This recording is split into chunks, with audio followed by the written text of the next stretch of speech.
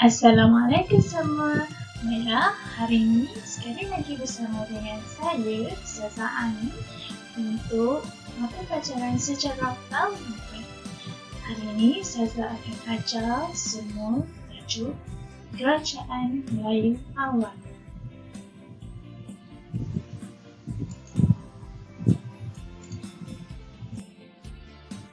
Baiklah, untuk yang pertama, mari kita lihat apa dia yang kita akan pelajari dalam Kerajaan Melayu Awal.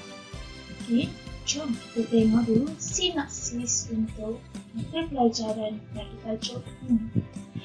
Dalam pelajaran hari ini, Kerajaan Melayu Awal, Ustazah dan kita semua akan mengkaji tentang sejarah alam Melayu yang memperlihatkan kemunculan beberapa kerajaan Melayu awal. Unit ini juga membincangkan tentang nama, lokasi, bentuk hubungan diplomatik dan kegiatan ekonomi kerajaan Melayu awal.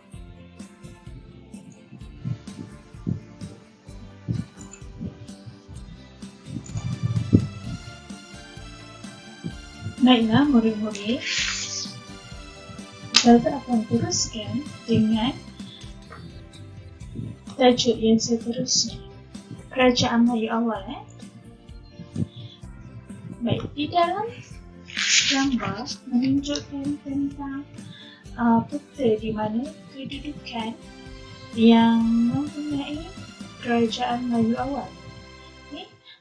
Jika dilihat di dalam peta, ada Kedah Tua, Cipto, Gangga Negara, Berluas, Sriwijaya, Mataram, Majapahit, Santubong, dan ini ialah Laut Cina Selatan, Selat Melaka. Dan di atas ini adalah Kerajaan Champang. Nama-nama yang saya sebutkan tadi ialah kerajaan-kerajaan Melayu awal. Di mana sekarang ini, masa sekarang ini dikenali dengan beberapa buah nama negeri dan negara. Nanti kita akan lihat, saya akan tunjukkan apakah nama lokasi kini, yang lokasi yang sekarang ini. Okey. Baik. Dan ini adalah peninggalan gambar peninggalan kerajaan Kedah Tua di lembah Bujang Kedah. Kalau siapa yang duduk di negeri Kedah, dia akan mungkin dia tahu tempat ini. Yang ialah peninggalan Kedah Tua. Okey, apa dia peninggalan Kedah Tua ini? Namanya sebentar lagi saya akan terangkan. Okey.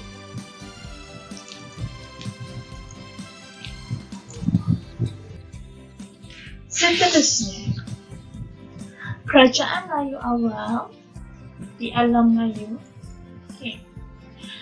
Terdapat beberapa buah kerajaan Melayu awal yang wujud di alam Melayu, dan kewujudan kerajaan Melayu awal ini dibuktikan dengan peninggalan sejarah seperti monumen yang memperlihatkan pengaruh Hindu-Buddha.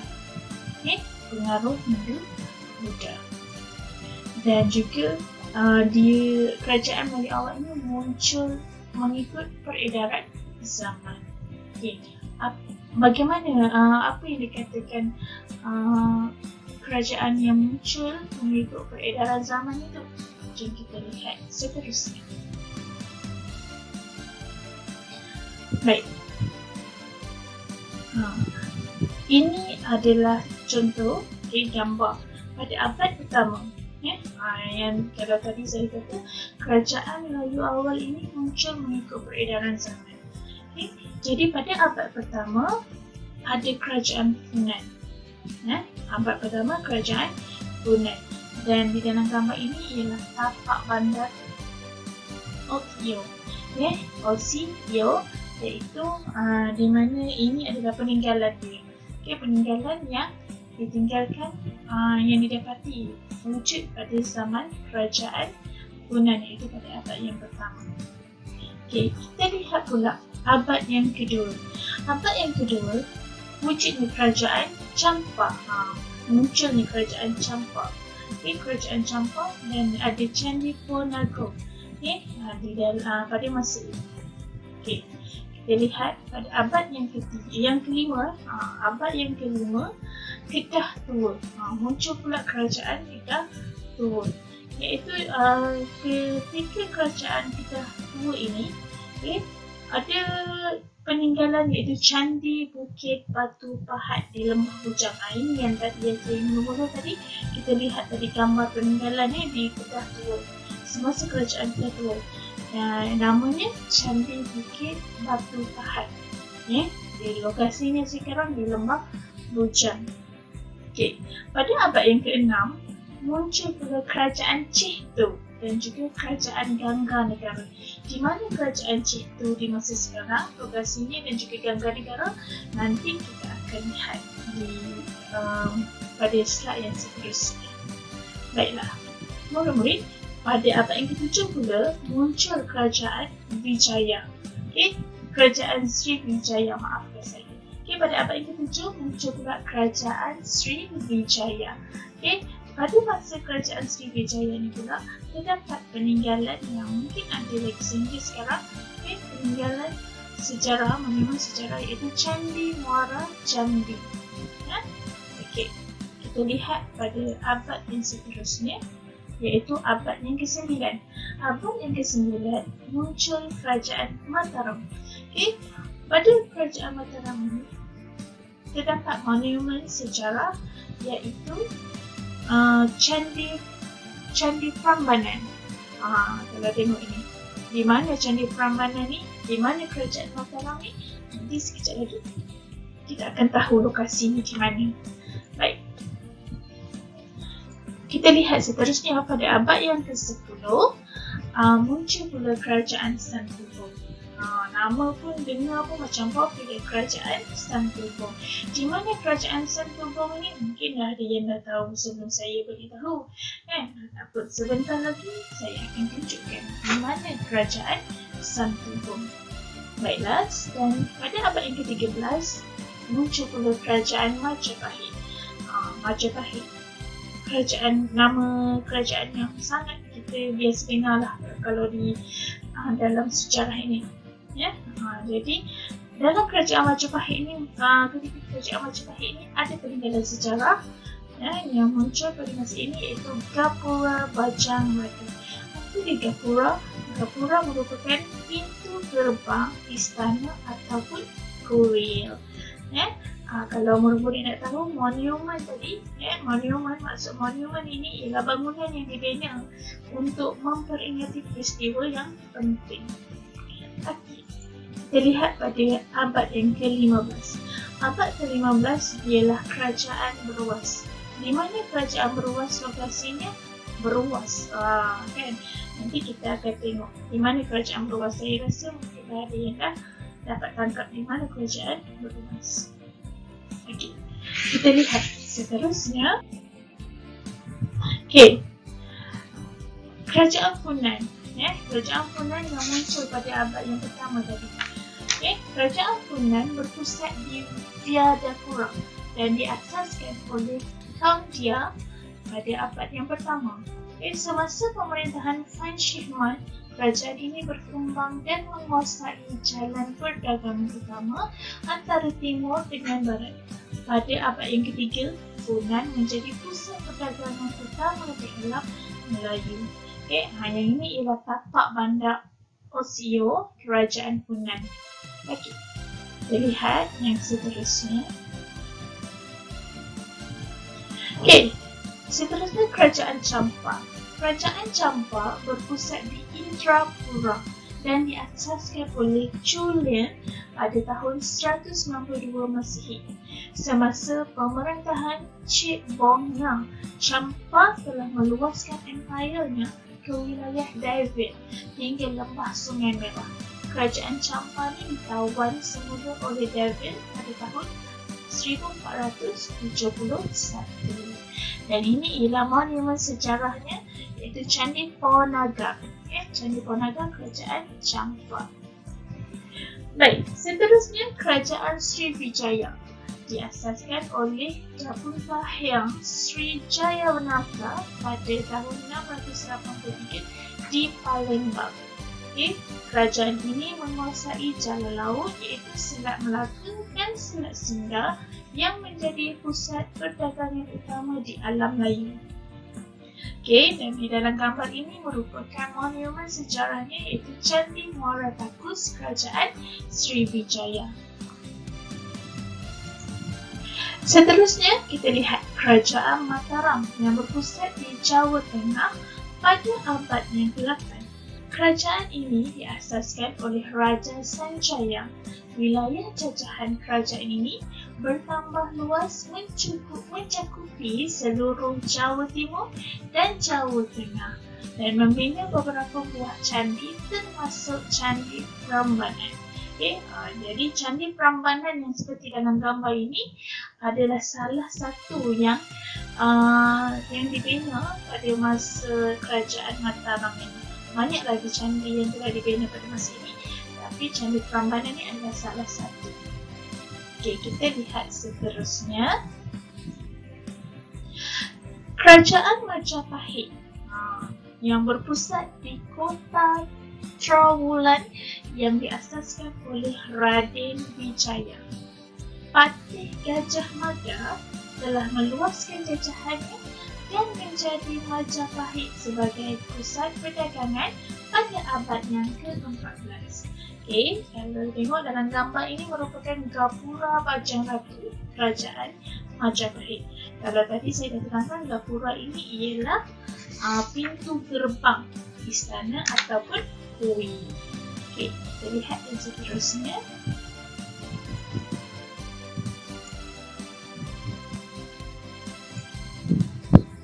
Kerajaan Kedah Tua. Kerajaan Kedah Tua ni berpusat di Sungai Mas dan Pangkalan Bujang. Pedagang dari timur dan barat yang datang berdagang di Lembah Bujang menjadikan tempat ini maju. Dan ini merupakan salah satu monumen yang telah muncul pada zaman Kerajaan Kedah Tua ini, iaitu Candi Bukit Batu Pahat di Lembah Bujang, Kedah. Kalau siapa yang pergi ke Kedah, ke Lembah Bujang, mungkin boleh pergi melawat Candi Bukit Batu Pahat. Seterusnya, Kerajaan Cihtu adalah sebuah kerajaan yang diasaskan oleh Raja Gautama pada abad yang ke-6. Kerajaan ini terletak berhampiran dengan Sungai Kelantan. Kerajaan ini mempunyai hubungan yang erat dengan China. Yang ini ialah contoh gambaran balai rum Kerajaan Cihtu. Kita tengok seterusnya. Kerajaan Gangganagara muncul pada abad yang ke-6. Gangganagara sering dikunjungi oleh pedagang luar kerana kekayaan hasil bumi seperti emas dan biji timah. Yang ini ialah merupakan bekas peninggalan Kerajaan Gangganagara. Seterusnya iaitu Kerajaan Santubong, merupakan sebuah kerajaan kecil di Sungai Sarawak. Nama pun tadi Kerajaan Santubong. Jadi sebuah kerajaan yang kecil di Sungai Sarawak yang terkenal sebagai kawasan perlombongan biji besi. Ramai pedagang singgah di Santubong sehingga berkembang menjadi pelabuhan. Dan di dalam gambar ini merupakan Bukit Maras Kerajaan Santubong. Baik, kita lihat yang seterusnya. Kerajaan Ruas wujud sekitar abad yang ke-15. Abad yang ke-15 iaitu selepas kemerosotan Gangganagara. Kerajaan Ruas ini terletak di Sungai Dinding yang terletak sebagai kawasan penanaman padi. Di mana lokasinya Kerajaan Ruas ni nanti kita tengok sebentar lagi. Dan di dalam gambar ini merupakan batu nisan yang dikaitkan dengan Kerajaan Ruas ini yang muncul pada abad yang ke-15. Baiklah.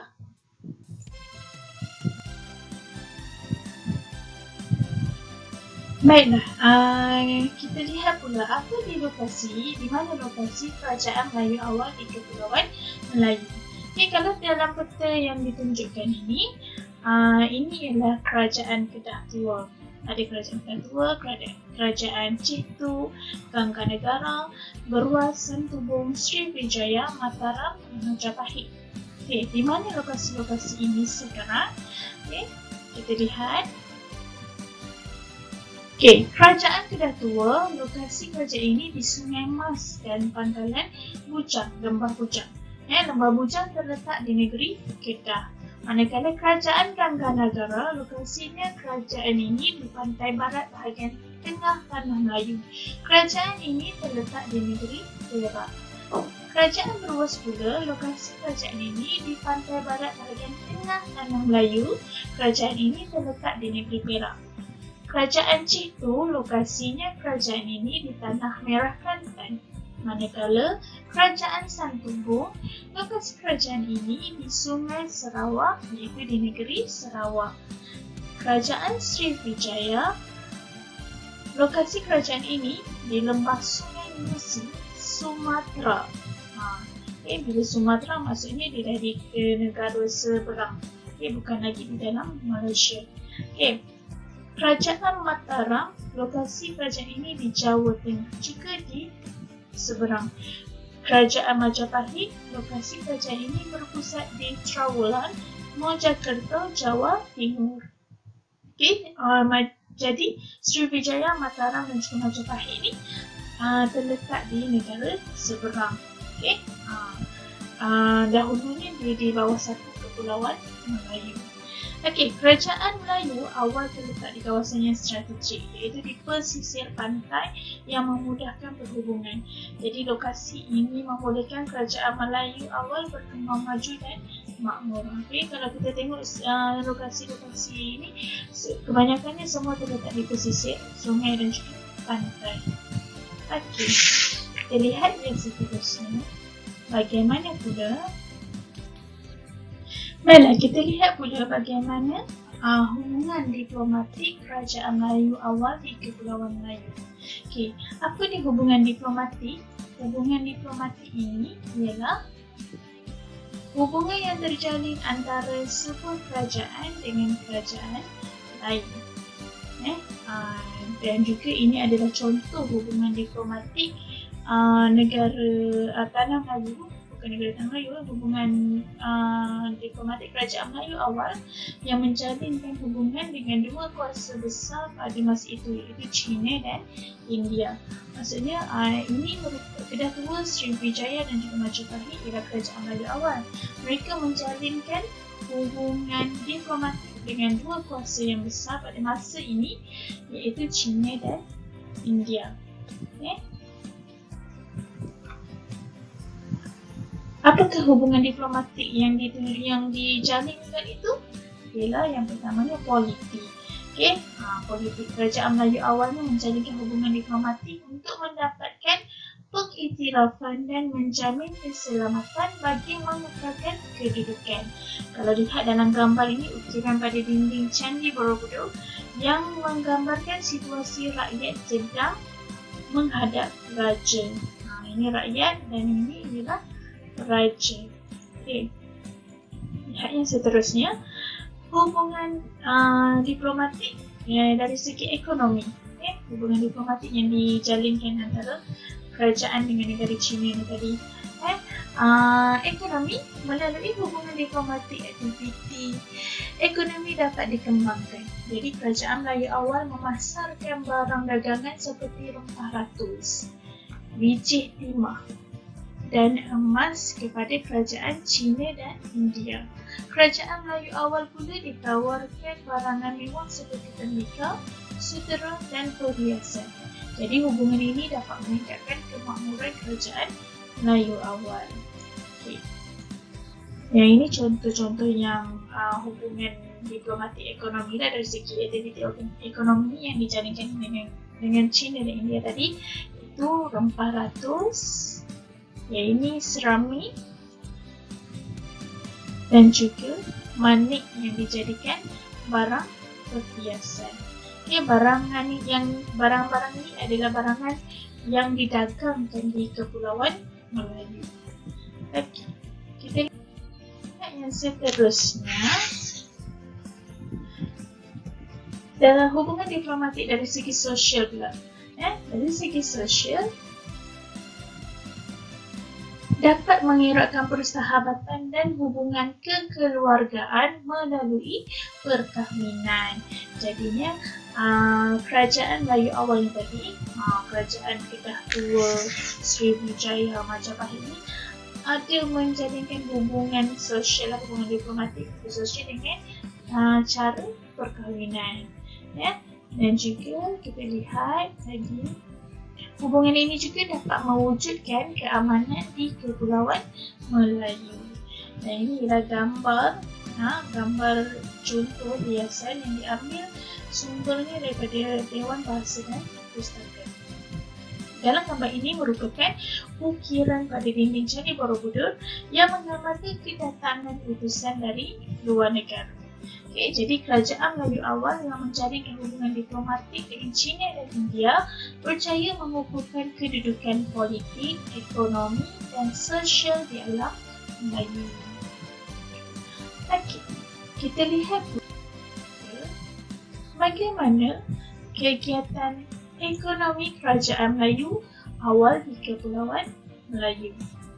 Kita lihat kegiatan ekonomi, iaitu kerajaan Melayu awal ini menjalankan pelbagai jenis kegiatan ekonomi seperti perdagangan, pertanian, mengutip hasil hutan dan laut, perlombongan dan juga pembuatan. Kita lihat apa yang dikatakan kegiatan ekonomi pertanian yang diamalkan ataupun dijalankan dalam kerajaan Melayu awal ini. Baik. Pertanian. Lokasi kerajaan Melayu awal di lembah sungai amat sesuai untuk kegiatan pertanian kerana tanahnya yang subur. Mereka juga mengusahakan tanaman seperti padi, pisang, buah pala dan ubi kayu. Hasil tanaman ini dipasarkan untuk memenuhi keperluan penduduk. Baiklah. Manakala pelabuhan perdagangan pula, lokasi di Kepulauan Melayu yang berada di jalan laut, perdagangan timur dan barat menyebabkan kegiatan perdagangan kerajaan Melayu awal berkembang maju. Kewujudan pelabuhan memudahkan pedagang untuk singgah dan menjalankan kegiatan perdagangan di Kepulauan Melayu. Barangan dagangan utama ialah rempah ratus seperti lada hitam, bunga cengkeh dan buah pala. Kalau kita lihat di dalam gambar ini menunjukkan kegiatan perdagangan di pelabuhan kerajaan Melayu awal. Jadinya kerajaan Melayu awal ni, Kepulauan Melayu ini terletak di tengah-tengah. Jadi mereka yang berdagang, China, India yang datang berdagang nak pergi ke India, dia singgah di Kepulauan Melayu dan dia berdagang pula di Kepulauan Melayu. Kemudian pergi ke India. Begitu juga India nak pergi ke China, dia berhenti di Kepulauan Melayu dan membuat perdagangan di situ. Jadi terjalinlah hubungan pelabuhan perdagangan. Kita lihat yang seterusnya, kegiatan ekonomi dari yang memungut hasil hutan dan juga hasil laut. Kerajaan Melayu awal kaya dengan hasil hutan dan hasil laut. Antaranya termasuklah rotan, sarang burung, kulit penyu, teripang dan mutiara. Barangan ini mendapat permintaan tinggi daripada pedagang. Kalau lihat sehingga sekarang pun barang-barangan ini yang dihasilkan daripada hasil yang diambil daripada hasil hutan dan juga laut ini sangat-sangat diminati oleh rakyat. Kalau tengok dalam gambar, hasil hutan antaranya gaharu, rotan dan kapur barus. Manakala hasil laut mutiara dan teripang. Kerajaan yang mengeluarkan hasil hutan dan hasil laut ialah kerajaan Gangganagara dan Cihtu dan juga Sriwijaya. Kita lihat yang seterusnya. Perlombongan dan pembuatan. Masyarakat kerajaan Melayu awal menjalankan kegiatan perlombongan seperti biji timah, biji besi dan juga emas. Kegiatan pembuatan menghasilkan barangan perhiasan seperti tembikar dan juga senjata. Dalam gambar ini merupakan relau yang digunakan untuk melebur besi semasa kerajaan Kedah Tua. Jadi daripada kalau tengok daripada sejarah-sejarah ini, kebanyakannya yang membuatkan penciptaan ataupun pengumpulan hasil hutan, pelombongan, semuanya datang daripada Kepulauan Melayu. Kerajaan Kedah Tua Gangganagara dan satunya merupakan antara kerajaan yang menjalankan kegiatan pelombongan dan pembuatan. Pelbagai kegiatan ekonomi berasaskan sumber alam berkembang dengan pesat sejak zaman Kerajaan Melayu awal. Kekayaan sumber alam haruslah dimanfaatkan dengan bijak supaya dapat dinikmati oleh generasi akan datang. Baik, kita lihat. Kita imbas kembali apa yang kita dah belajar dalam tajuk ini. Tajuk Kerajaan Melayu Awal. Kerajaan Melayu Awal, kita mengenali kerajaan yang muncul pada abad yang pertama hinggalah abad yang ke-15, iaitu Kerajaan Funan, Champa, Kedah Tua, Cihtu, Gangganagara, Sriwijaya, Mataram, Santubong, Majapahit dan Lawas. Kemudian kita kenali pula lokasi kerajaan-kerajaan Melayu awal di Kepulauan Melayu. Kalau dulu dikenali sebagai Kerajaan Kedah Tua, sekarang ni kita tahu Kerajaan Kedah Tua itu adalah Kedah yang terletak di Lembah Bujang. Apa pula hubungan diplomatik Kerajaan Melayu awal yang terjalin dengan China dan juga India, iaitu dari segi politik, ekonomi dan juga sosial. Dan juga kita lihat juga dalam tajuk ini ialah kegiatan ekonomi Kerajaan Melayu awal yang meliputi pertanian, perdagangan, hasil hutan dan hasil laut, perlombongan dan pembuatan. Jadi unit Kerajaan Melayu awal ini membincangkan tentang kewujudan dan perkembangan Kerajaan Melayu awal di alam Melayu. Pengetahuan ini dapat memupuk rasa bangga terhadap sumbangan Kerajaan Melayu awal. Unit yang seterusnya pula akan membincangkan kegemilangan Kesultanan Melayu Melaka melalui tokoh terbilang Kesultanan Melayu Melaka. Jadi, saya harap selepas kita belajar tajuk Kerajaan Melayu awal ini, murid-murid pun dah mengenali bagaimana asal usulnya Kerajaan Melayu dan tahu di mana lokasi Kerajaan Melayu awal ini. Jadi itu saja untuk hari ini. Kita jumpa lagi di pembelajaran akan datang untuk tajuk Kesultanan Melayu Melaka pula. Jadi untuk itu jangan lupa klik subscribe dan tekan lonceng. Jumpa lagi. Assalamualaikum.